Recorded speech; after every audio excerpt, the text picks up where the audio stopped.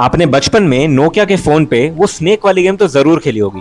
वो चंकी सा फोन, छोटा सा, जिसकी बैटरी 4-4 दिन चलती थी और अगर गलती से गिर जाए तो जमीन तोड़ दे। नोकिया आज हम सब के लिए एक फोन नहीं, एक इमोशन बन चुका है।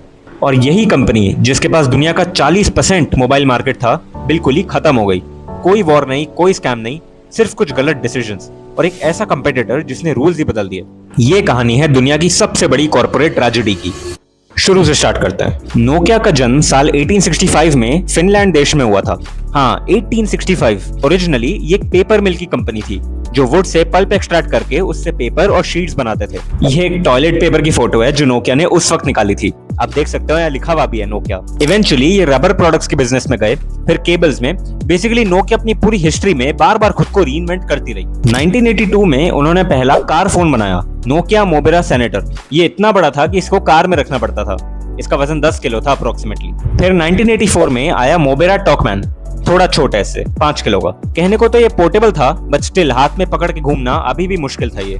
1987 में आया मोबेरा सिटीमैन, अब और एक लेवल छोटा, केवल 800 ग्राम। और यहाँ से चीजें इंटरेस्टिंग होनी शुरू हुई। 1991 में फिनलैंड के तब के प्राइम मिनिस्टर हैरी होल्केरी ने दुनिया की पहली जीएसएम कॉल की थी नोकिया के फोन से। ये वो मोमेंट था जिसने नोकिया को ग्लोबली लेजिटिमाइज कर दिया। 1992 में नोकिया 1011 लॉन्च हुआ, पहला कमर्शियल जीएसएम हैंडसेट। और 94 में आया नोकिया 2100 सीरीज, दुनिया का पहला फीचर फोन। नोकिया ने प्रेडिक्ट किया कि वो 4 करोड़ फोन्स बेचेंगे, बट उन्होंने 25 करोड़ फोन्स बेचे, अपनी प्रेडिक्शन से ऑलमोस्ट 6 गुना ज्यादा। फिर आए वो साल जो नोकिया के गोल्डन ईयर्स थे। 97-98 तक नोकिया का ग्लोबल मार्केट शेयर 25% था। America, Europe, India, Russia, China, हर जगह नोकिया फैला हुआ था। 2003 से 5 के बीच नोकिया 1100 और 1110, इनकी इंडिया में अकेले 70% मार्केट शेयर थी।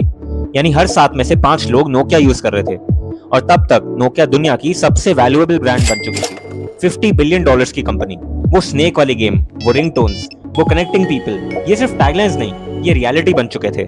लेकिन उसी दौरान साल 2007 में स्टीव जॉब्स स्टेज पे आए, एक नए आइडिया और एक रेवोल्यूशनरी डिवाइस के साथ। These are not 3 separate devices. This is one device. We are calling it iPhone. IPhone आ गया था। नोकिया को लगा कि ये बस एक और फोन आया मार्केट में, हमारा हार्डवेयर, बिल्ड क्वालिटी, डिस्ट्रीब्यूशन इनसे कहीं बेटर है। ये नोकिया की गलती थी।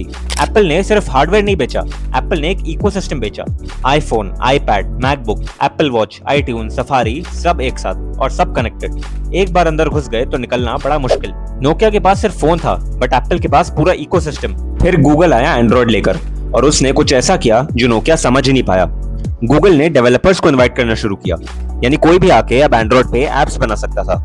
नोकिया के सिम्बियन पे, ये जो नोकिया का ऑपरेटिंग सिस्टम था सिम्बियन, इस पे डेवलपर्स के लिए ऐप बनाना इतना कॉम्प्लिकेटेड था कि 2009 तक जब एप्पल के पास 1 लाख ऐप्स थे, नोकिया के पास सिर्फ कुछ हजारों में थे। लेकिन फर्क ये था कि सिम्बियन हार्डवेयर के लिए बना था, स्मार्टफोन के लिए नहीं। दुनिया ग्रेजुअली सॉफ्टवेयर की तरफ शिफ्ट हो रही थी और नोकिया अभी भी हार्डवेयर की दुनिया में था। चाइना में हुआवे और शाओमी आ गए 4200 रुपीज में एंड्रॉइड स्मार्टफोन्स लेकर।